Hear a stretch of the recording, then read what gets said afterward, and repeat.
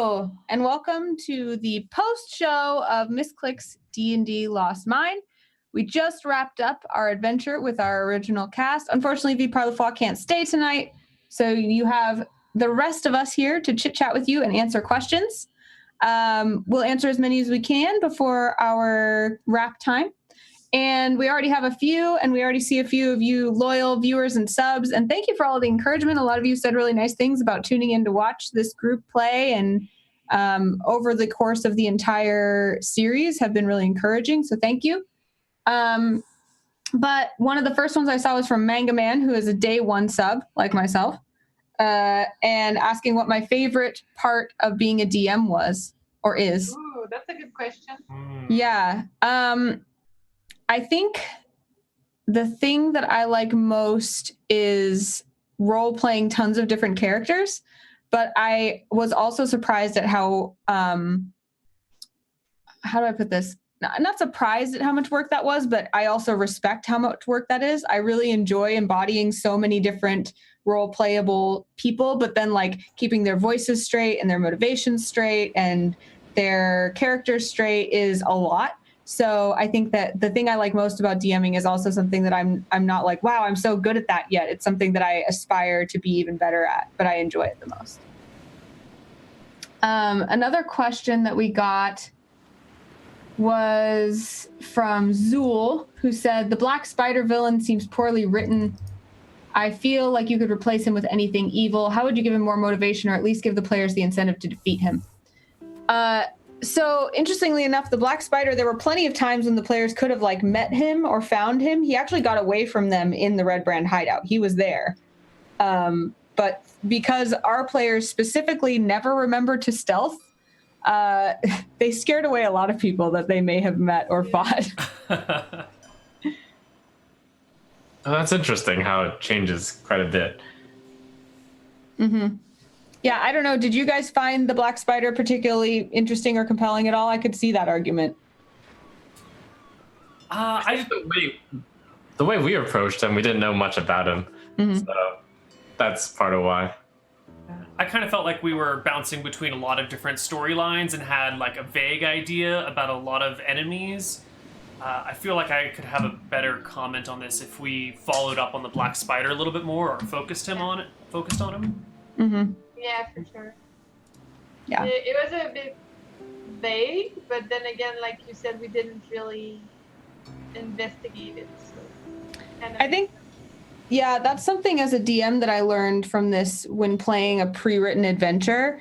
And Phandelver, The Lost Mine of Phandelver is a very small adventure compared to most D&D adventures. And even then, there's so much in there that as a DM, something I could have done better is kind of picked and chosen storylines to really dig into and really like give you guys the hook and the understanding. So that's something I learned from running this adventure is that like you, and I should have known this because I know that my DMs do this and I've seen them do it, but it's something that I had to kind of experience to get in my head is that you throw out a lot of what's in there. And same thing when you make your homebrew, you know, you make a ton and you throw out a ton of it because you use whatever the players kind of end up following. So I needed to do a better job of being like, I don't just take them step by step through this adventure and give them every single thing. Maybe I really just chisel down into one thing. And maybe that's like the Black Spider wasn't super interesting to me. So maybe that's why. And also they scared him away. So that's probably why he seemed really not compelling. Yeah. And I think especially since like we do sessions and there's time in between, even with notes, like sometimes you kind of miss the wow factor or the revelation moment, you know, like big, like, aha. And he had a relationship with that guy. And you're like, wait, who? Yeah. It's like, well, 3 episodes. Like, oh, that's really important, dude. Yeah. A lot of people asking what is next and what the next campaign is going to be. We're not going to answer any of those questions because we will let you know later. But here's we're another. super excited about it. Or I'm super excited about it. I'm very excited about it too. I think we all are, but shh. It's a thematic I've been hoping we'd do.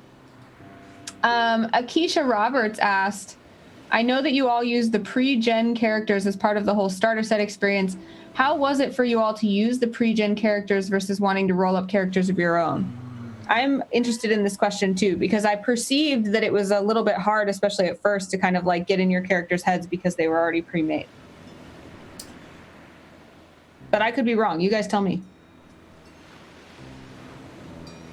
I felt like I wanted to play more of like a peasant sort of character who comes from nothing, but the available human fighters didn't really match the like fighter build with the backgrounds that I wanted.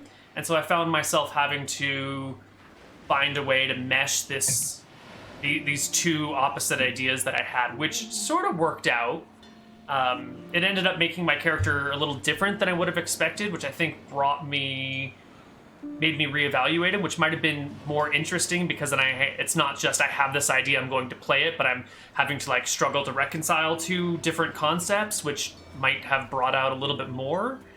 I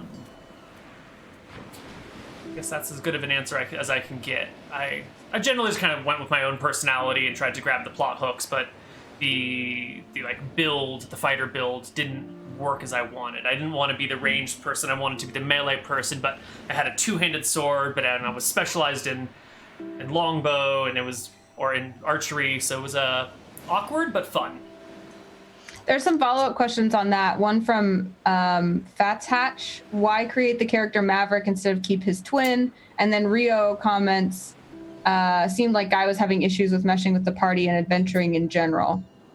I actually thought Guy worked really well with the party, but I felt that the party sort of didn't have a lot of direction, and we were all very like chummy and democratic, and we're all willing to do whatever. And so I switched from Guy, who's like super chill and super like, I'll do whatever anyone else wants, like let's just have a good time, to Maverick, because I felt like the party was lacking leadership, and Maverick might not be like the nicest leader, but he was created to try and push the party to be more determined and more decisive in our decision making, which in retrospect maybe we didn't need. Maybe the first few episodes we were all a little loosey-goosey and we started going forward well after the switch, or maybe Maverick did help people be more decisive. I'm not sure, but I switched because I felt like there was a lack of leadership and I wanted to fill that role. This is similar to kind of the overarching question we're going with right now, but Mangaman asks, how difficult was it to create a personality for a character that you didn't create from scratch? What do you guys all think? I thought it was kind of tough because I read up on it. I took a lot of notes and I kind of brought them with me along with the sessions. So I was trying to do what I was supposed to do. And I feel usually I kind of just go with my gut feeling about characters. Like I like to even throw in extra background that I never really created just because it seemed like it would be cool in the story. Like, oh, I just learned that you do X. Well, I did Y in my past. So like, because it was pre-written, I was not sure like, does this fit with the character? Am I going like off character? So I was kind of, there was some good elements in there, but maybe I was too into trying to make it work like it was supposed to. Like they say that he would not take decisions and kind of just follow people. So I was always like, oh, whatever, do whatever you want. And that's not really me. So I was just like, ugh. So sometimes I felt I didn't stick with this character I was supposed to be.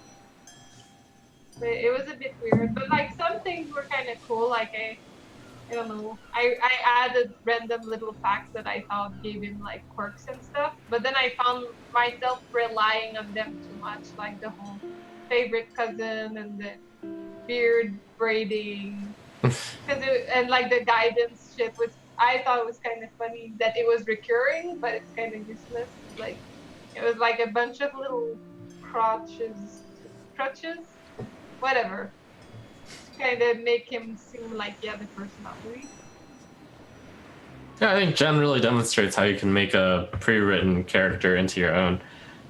She added a lot of elements to Thoradin that were uniquely Thoradin. We'll remember him not as the pre-generated character, but as the twist that Jen went. I thought it was tough, though, to be honest. Like, I felt the inner battle of trying to be what he was supposed to be.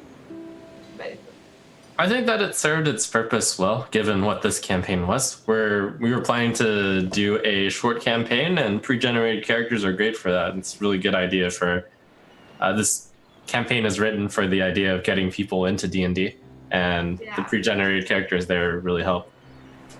What did you think about Lilo? Lyle had a kind of interesting background and could have taken it a few different ways. I think that Lilo could have been played as a really bloodthirsty rogue also. And the general idea of him was just kill the red brands or something, take revenge. So there's a few different ways you can go about that. We Sewell asked, what happened to Mortimer the rat? Last we seen, he was with Thoradin's clothes in the hideout, and we never seen him again after that episode. Didn't we? Did I just forget about him? Well, that's probably the answer. I just forgot about him. Sorry. He's still living in Thoradin's cloak. He turned from his evil ways and decided that living with Thoradin was the life he wanted. Oh. He lives in his beard now. Perfect. Let's see. Mustache John asks, I have not seen all the episodes, but have there been any places where the campaign forked away from the pre-written campaign and you had to improvise? If so, did you prepare an amount of offline material for a contingency? I learned about myself as a DM that, and every DM tells you don't over-prepare, and then you always do it anyway. And I really can't. Like, if I prepare something, I get too focused on, like, I have to do this, but I'm much better if I'm just improvising and making it up as I go. And I think that was the hardest part about even doing a pre-written adventure for me, is that it took away a lot of the creativity that I would have liked to show off as a DM. And so I need to do a better job of being like, this is a loose framework that I can break. So the answer to that is I did not prepare any offline material. And when I did branch away, it was pretty minor, but I just improvised it completely. It would be things like when they wandered into the forest and met like a camp. I think that campfire full of hobgoblins was improvised, and the Sildar Gundren relationship, though minor, was improvised. You know, that kind of stuff. I love this because I saw you kind of slowly bringing it in, but it was like at the beginning it was pretty subtle, and I'm like, it's gonna be that. I just felt it being true from the beginning. Yes. I almost said that, and then I was like, let's see if she does it. I did not see it coming in the slightest. Really? Not at all. I was about to start chanting kiss, kiss, kiss when you said like they lock eyes. I was like, that's it. I was right. Jen and I have been playing together a long enough time that we know what both of us want, and it's for them to kiss. But it's like in the Last of Us trailer. I was like screaming, kiss, kiss. I was so happy. I think, Frenarp, I just answered your question, kind of, I hope. If not, ask it again. Zool again asks, how would you encourage a player to be more of a team player? I ran my first session and our wizard palmed Clark's jeweled statue from the party, killed a goblin that the party wanted to interrogate, and stole the supplies for the Lion Sheep coaster instead of returning them. How do you guys encourage a player to be more of a team player? That's a good question. Don't, is my answer. It's fun to have someone who's not a team player. I think it's a player's responsibility to bring them into line, not the GM's. What do you guys think? I agree that it's more of the party's responsibility to kind of make it work. And if it doesn't, I feel it's also like not the party but the player's responsibility to like find a resolution, even if it has to be like, you know, losing the character or getting into a fight. Yeah. Neil? I find it really hard to do that. I find like inter-party relationships are a lot like real-world relationships, and if you're hanging out with a group of friends, but you've got like the one friend who's kind of a jerk and who's like kind of being selfish and sort of ruining things for everyone, I feel that's the same way like in a D&D party, and I never know how to deal with a friend who's kind of a jerk. And when it comes to D&D, I feel the same way. Like, I don't know, why aren't you getting along with the party? Like, what the hell, man? I say struggle. you double down on that and put them in more situations where they can do terrible things, and then eventually karma will come back and bite them, maybe through an NPC of your choosing. But they took something that doesn't belong to them. I also really encourage people to, and I know this is like not really an answer to your question, but to have courageous conversations at the very beginning of a campaign about what people are looking to get out of the game, and be really honest about the fact that like sometimes people want different things from a game, and sometimes it's not a good idea to play together for a long time, because if you want to just be a murder hobo and that's your thing, and someone else really doesn't and that's their thing, that's totally okay.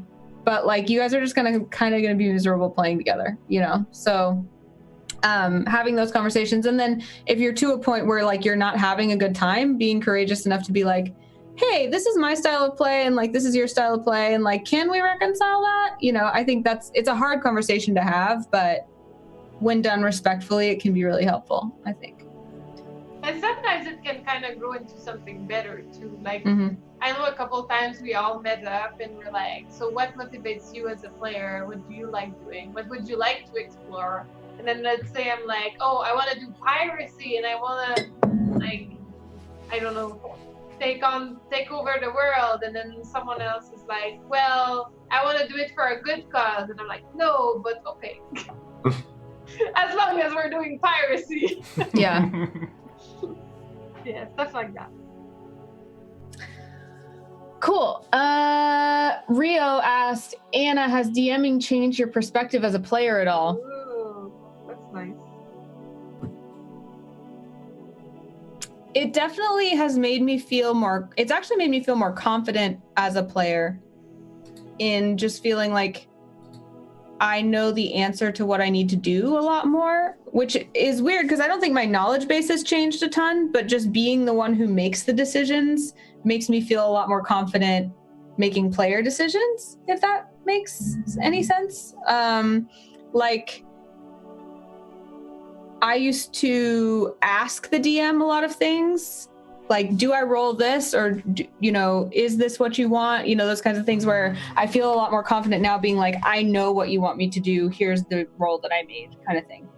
So I think that's the main thing that's changed. And then anytime I do anything that like kind of sets me free creatively, it helps me make a little bit bigger of a world. So I think I visualize a lot, maybe even more now that I was a DM. Maybe. I think it just gave me more courage overall. Let's see. I'm looking for any more questions. Thank you for all the compliments. It's really nice. Is it hard to stay composed, Anna, when the party stumbles upon something that you were perhaps not expecting? Master Sri, good question. One of the hardest things that would happen, and I mentioned that it was hard using a pre-written adventure, because if I knew that something was in the book and they went to it before I had prepped it, or when I was thinking, like, I thought they were going to be on this page and now they're way over on this page, and like taking the time to move from one point in the adventure to the other mentally is a lot harder on stream than I think it would be in like at a table, because I could be like, hold on just 1 second and flip, and you guys could like have a beer, chit chat, whatever. That's one thing. But when you're on a stream, you need to be entertaining everyone. So the hard part would be figuring out some way to get the players to do something for a second, like talk amongst yourselves while I figured out what the next thing was.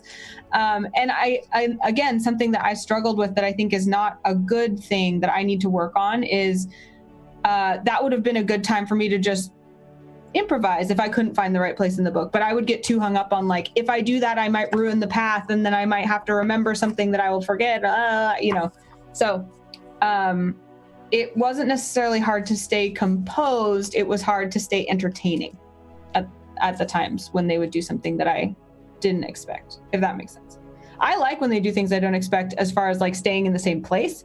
Like if they did something to a monster or had an interaction with a character I didn't expect, that was really fun, because then I get to kind of role play with them and I don't know the answers, and that's really fun. What was the most unexpected thing we did? It's not a question from chat. From a living thing in chat.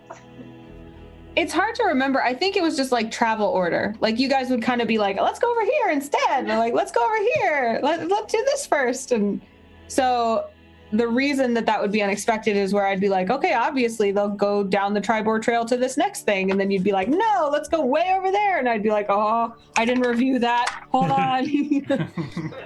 Because I think like DMing, I learned another thing about DMing is I kind of thought I would like prep a certain amount of the adventure every week and come prepared with that, which would be more than I expected they would do, because obviously I wouldn't want to run out. But I think a better way to have done it would be to read the whole thing through without trying to like memorize, because I would try to like memorize everything so that I knew the answers right off the bat. But I think it would be better to just read it like a novel and just know everything vaguely, so that then when the time came to do a particular section, I could flip to it and I would remember kind of where things were. So I think if I were going to do it again, that's how I would do it. Right. Yeah. I'm looking for the next question. Frenarp, as you have now run a pre-made adventure, has that spurred any creative flames, making you want to create your own adventure if you had the time? I absolutely would love to if I had the time. The parenthetical, if I had the time, is the big thing. I don't have time right now, but someday I hope I will. And I think I would like to try, maybe not a full campaign, but maybe like a one-off or a mini series where I don't plan it and we just do it. I think that could be really fun. That could be fun. Because I feel like that's where I'm at my best. At least it's the most entertaining for me. But I don't know. I don't know how it would go for players or for viewers. So it might be an experiment that we do in the future. Yeah. Yes, it would be very fun. Here's one that applies more to Neil from Doc2850. Is DMing your own world easier than DMing a pre-written world? What do you think, Neil? Oh, definitely.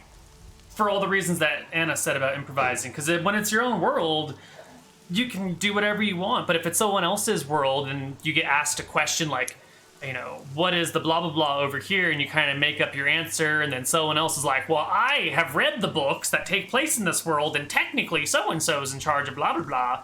And then you're like, oh, man. In your own adventure, you're always right as the DM. In a pre-written adventure, you know, there's room for argument and what's the truth and blah, blah, blah. Yeah.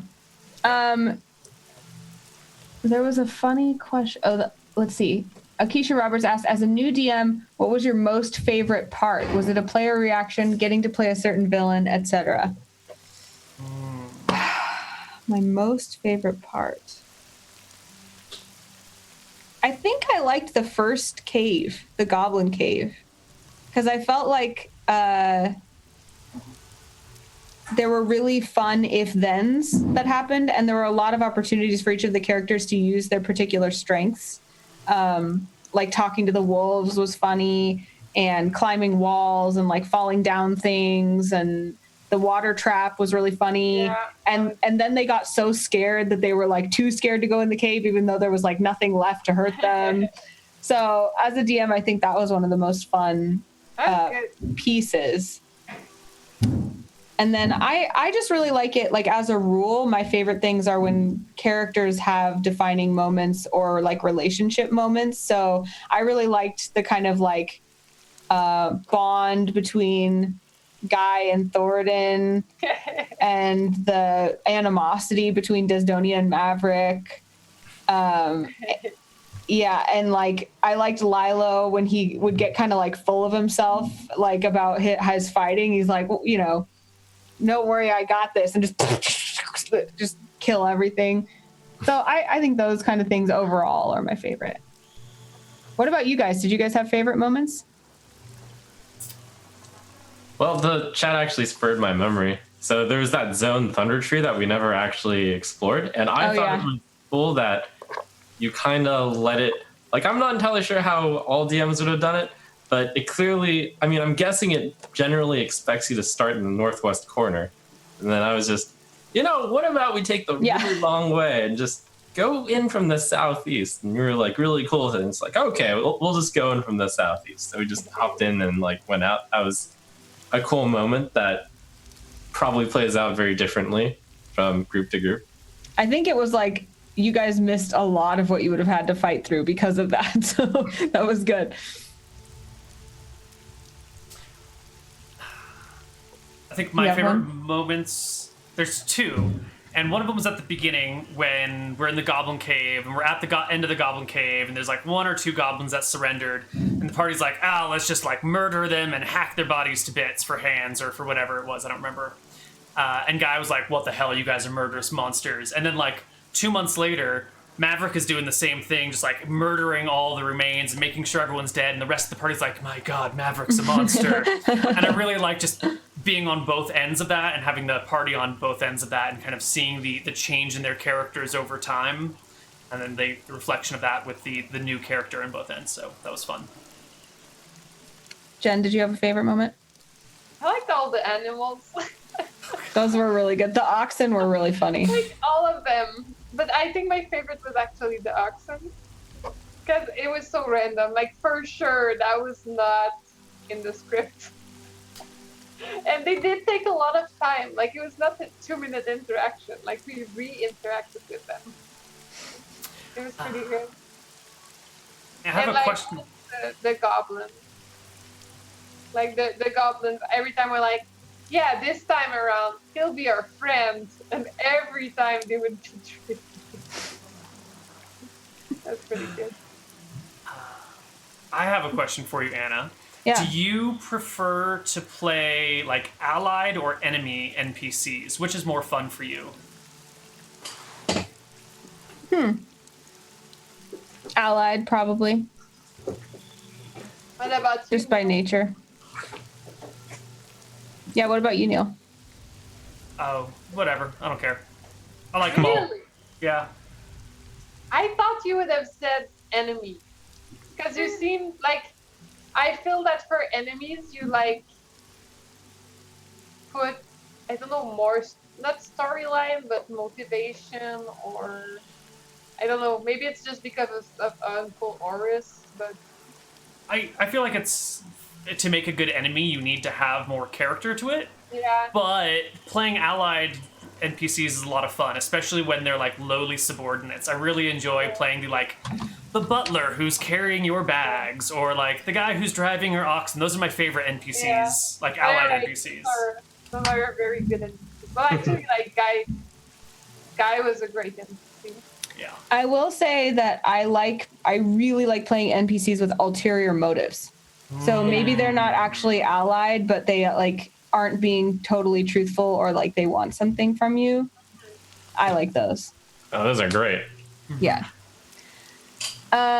Question from Zool. How do you keep your DM notes organized? Did you mark up your copy of the adventure, make index cards, or enter them on your cell phone? No. I have this book that has some notes in it and like mixed in ones from all my campaigns. And then I have this book that has some notes in it, like, you know, because I grab this one sometimes. And then I do a terrible job of keeping notes is the answer to that question. The only thing that was my saving grace was that I bought the module on Roll20. So whenever there was a character, it already had its character sheet ready. I could do the turn order in there. When we came back, I still had the piles of dead goblins in the same spot, so I could remember where they were. So Roll20 kind of saved me on note taking. But I did have to go back, like as I was prepping for today. I know that I put notes somewhere of what happened when they went to Stonehill, but I couldn't find them. And so I had to rewatch part of it to be like, okay, Guy, everyone in the Stonehill family hates Guy, right? Yes. Okay, they do. You know, like I had to double check some of those things. And luckily we have the benefit of all of our adventures being recorded. So, question for, it's to me, but I would love to hear from you guys too, because I think I know the answer. But TK421 asked, do you guys play in local groups or all your D&D games over the internet? Any of you guys play in local groups? I was playing in a local group here in Colorado for a little while, but it ended up not working out very well, and I ended up missing a lot of sessions, so I had to bail on it. I do not play in any local groups. I play all online games. That's definitely how I got started. So in high school, I got roped into D&D from high school friends, and I think that's how that's how everyone does it, I imagine. Most people. Not me, but yes, most people. Yeah. My first in real life one was Nimmergeist. Yeah. And that's my only one to date. Really? But I've been playing like the board game Gloomhaven, and even though there's no DM, Oh my god, Gloomhaven! You should play really sometime. cool. So it's kind of, I don't know, it's the closest real life D&D adventure I've been going on, and it's really cool. I was trying to do some role playing, but my party's like, it's a board game. Why are you being weird? I'm like, oh. Dude, I always try to do that. And I always try to inject role playing into stuff, and people are always like, no. We're not actually playing D&D, we're just playing like a pre-written board game campaign. Yeah. I'd be like, woohoo! We had characters, and we had to name them, so that's like the first step of having personalities. Indigo. Oh, so sorry. Go ahead. So nothing. Sorry. Yeah, actually, good shout out too. If you guys want another good, if you want to see Jen's first and only in real life D&D experience, you can find Misscliks D&D Nimmergeist on the YouTube channel. Indigo 5 Alpha asked, would you ever consider a one-off where the role of DM switches throughout the game and it's all improv? I hadn't thought of that, but that sounds cool. I have a question for for Trump specifically, if you need a moment. We know what Thoradin and Maverick are going to do. What happens with Lilo? What do you think Lilo does once the story's over? I reckon that Lilo knows that the Red Brand's in town. Like, he knew that there were still a few, since we killed all the ones in the hideout, but we didn't get rid of all the ones in the town. And he's probably going to go track them down and kill them. And it wouldn't be too far-fetched to think that once the cave has been cleared a bit and the Red Brand leader is expected to be there, he'd probably join in for that. Awesome. And what about later, though? Like, what after, like, let's say this all works out, what could he do? Like, what's back to normal for Lilo? I think that he would be happy to retire on a nice green pasture and build a happy little halfling family. What Aww. about Maverick? Maverick is just going to try and ignore all the serious things in life and continue adventuring and questing and doing fun, exciting things until he slowly realizes that his life has had no meaning and he's just tried to fill the void of emptiness by excitement instead of long-lasting stuff. What about Guy? Exact opposite. He's just gonna chill. He doesn't need any excitement. He just wants to make a big extended family and friend circle and just connect with people all the time and only fight when he really needs to. Well, how does he feel about Thoradin? Who? Guy. Fun little fuzzy friend with a beard, man. He's gonna miss Thoradin. Thoradin is hurt. He'll show up to the wedding. He'll crash the wedding and bring wine. It's probably gonna work. I don't think Thoradin's that hard to get back with. Yeah. Yeah. I think Thoradin would eventually wanna retire, go back to his wife, and maybe after all this adventuring, he'll finally have the courage to own up to what he really wants to do, which is be a hairdresser. Guy will support you in that. He'll be your financial backer if you need one to help you open that hair salon. It's probably how he'll reveal it. It's like when Guy shows up and he's like, yeah, I needed to blah, blah, blah, my life, meaning, friends, family, purpose. And then I'm like, you're right. All I ever wanted to do was braid my beard and cut people's hair. And you're right. I'll explore it. Mm-hmm.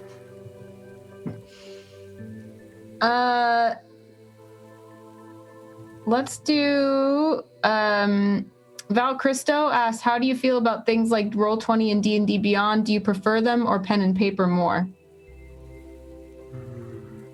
I prefer pen and paper.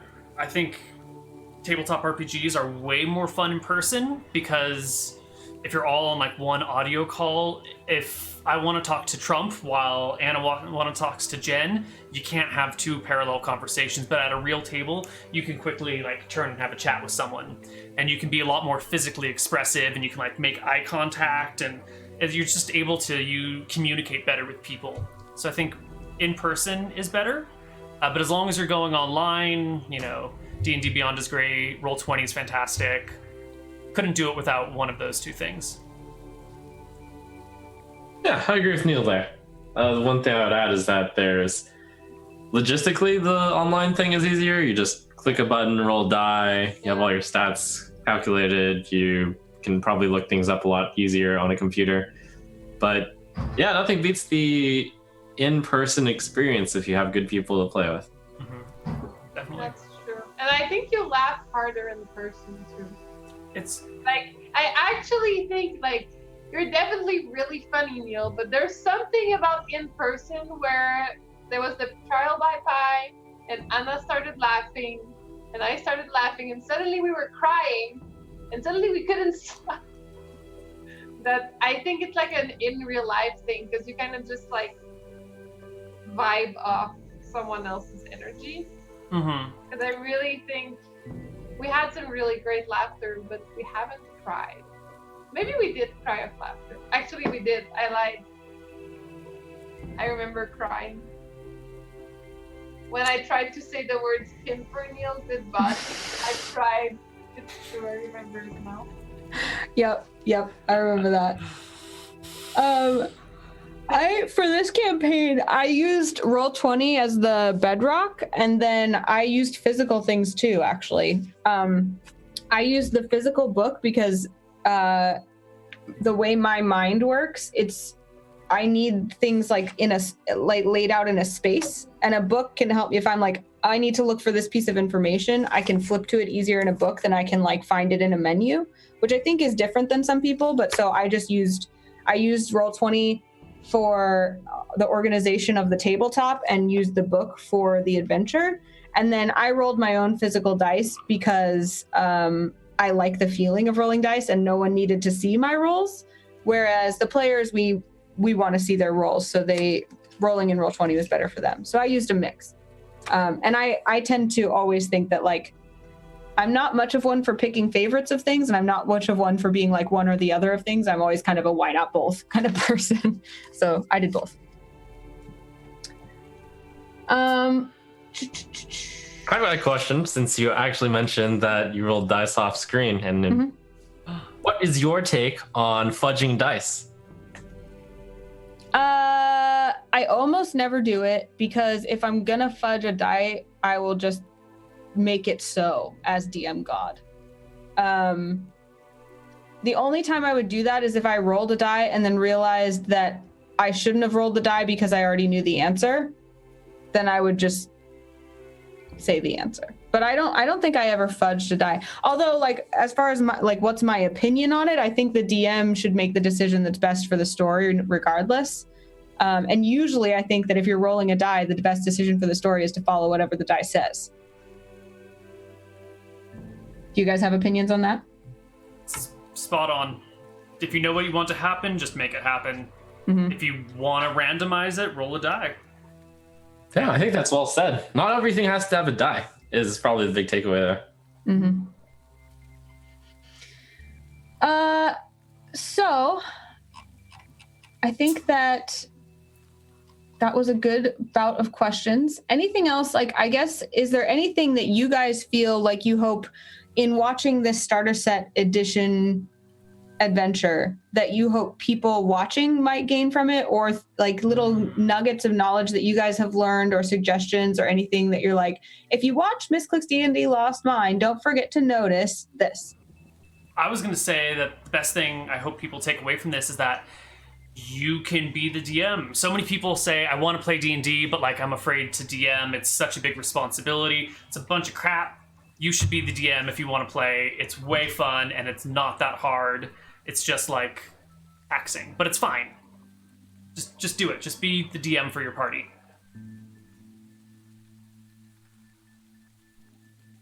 And Anyone told else? me not to do perfectly either the DM script nor the character script. Like, there are some small elements that are necessary, but let's say you pass by them, like, you'll just figure it out with the DM.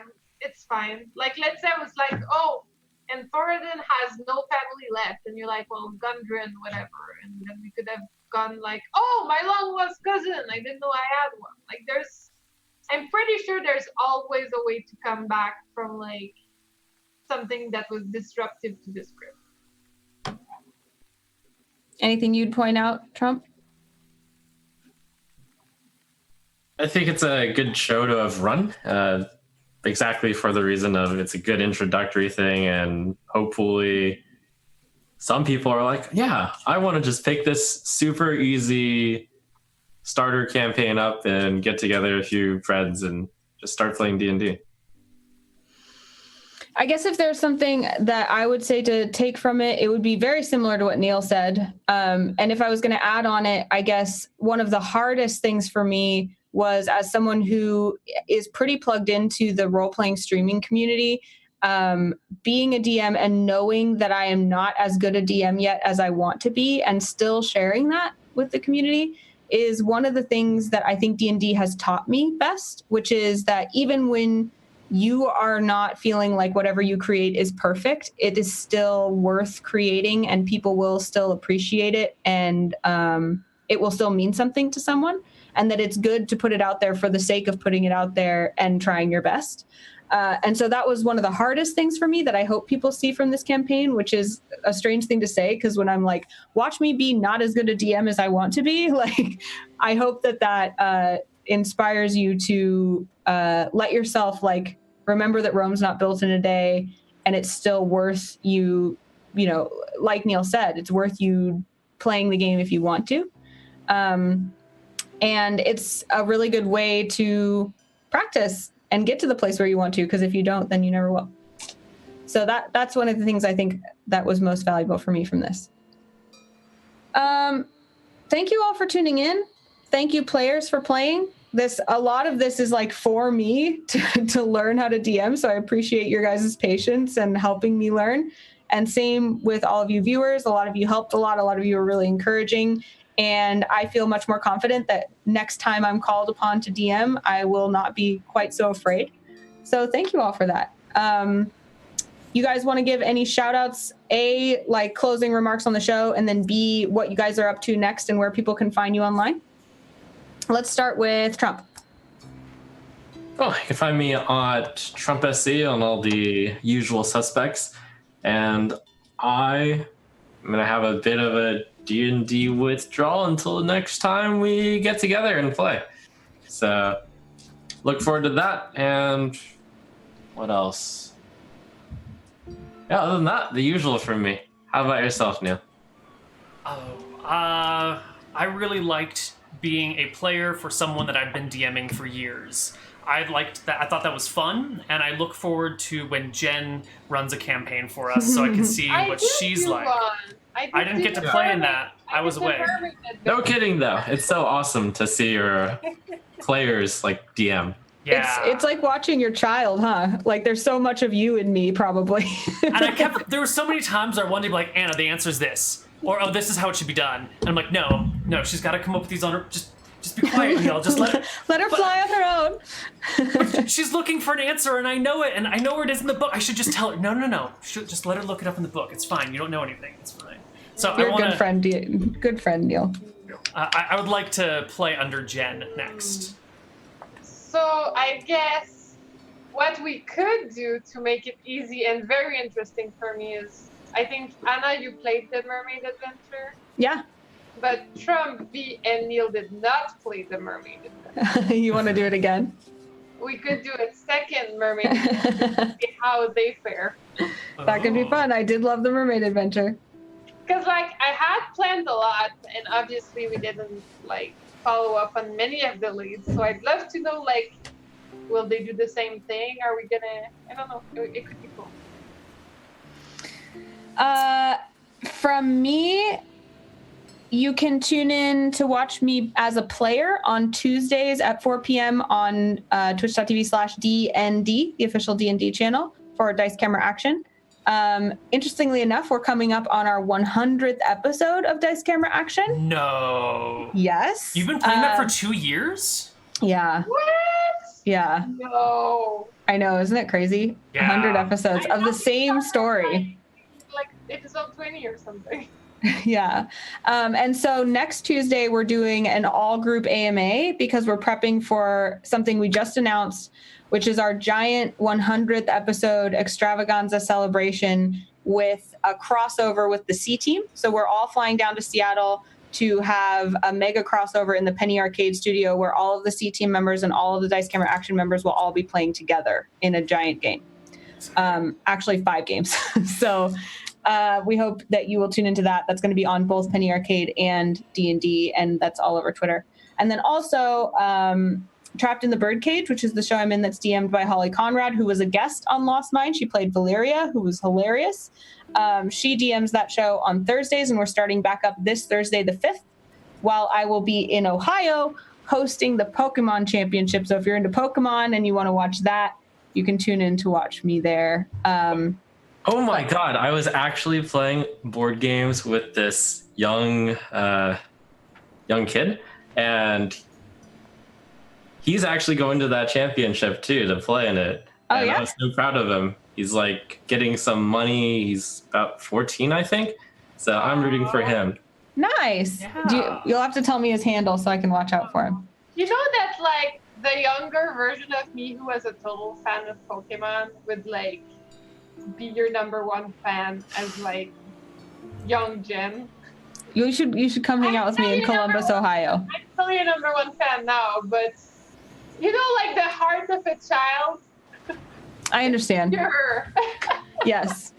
So yeah, and to keep up to date with that, I would love it if you would follow me on Instagram and Twitter, which is at Anna Prosser, and everywhere else, Twitch and everything as well. And if you'd like to stay up to date on this channel, don't forget to follow the channel, and you can also find us on twitter.com/Misscliks. And we hope that you will go out into the world and be a positive influence and take care of each other and make the world a better place and play together. Thanks for watching, and we'll see you again soon. Bye. Wait, what? Sorry. To Anna for DMing. Jeez, we haven't had time to say it, but for real, like, thank you for sharing this with us. Really cool. The chat seemed to like it. We liked it. You're being humble, but it was super nice. So thank you. Yeah, Anna. Thanks, Jen. Now we can say bye. Okay, now farewell and good night. Bye-bye. Bye.